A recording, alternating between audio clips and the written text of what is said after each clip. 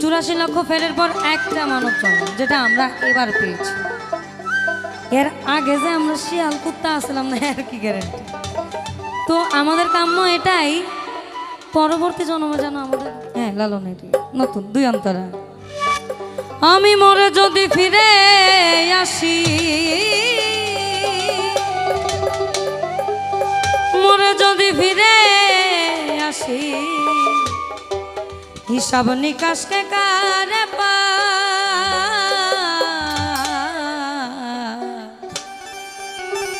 কেমন করে হয় দেখ না মো পুনর্জন্ম, কেমন করে হয়।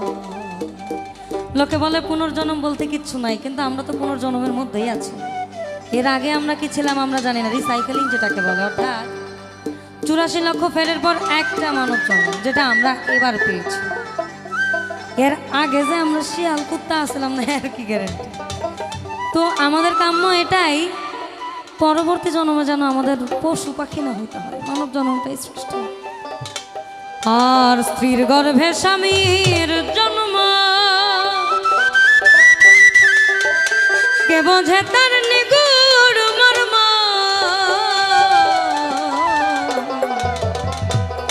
ওই শনিতে শুক্রে পেলে ঘুম, তোমার মনের আধার কেটে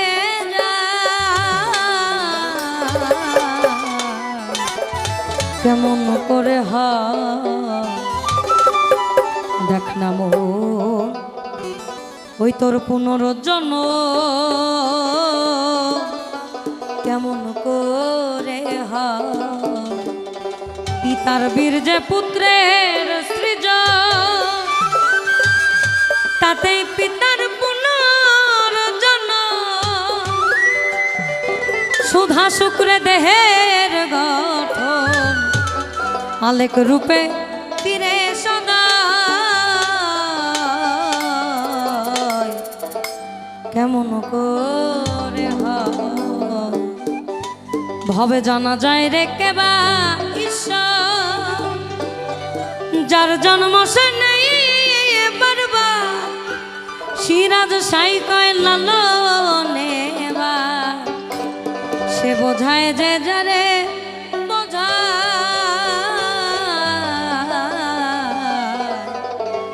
কেমন করে দেখ না মো, ওই তোর পুনর্জন্ম কেমন করে হয়। আমি মরে যদি ফিরে আসি, মরে যদি ফিরে আসি, হিসাব নিকাশ কে কারে পা,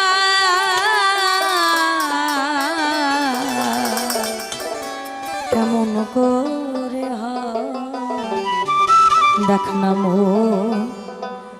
পুনর্জন্ম, ওই তোর কেমন করে হয়।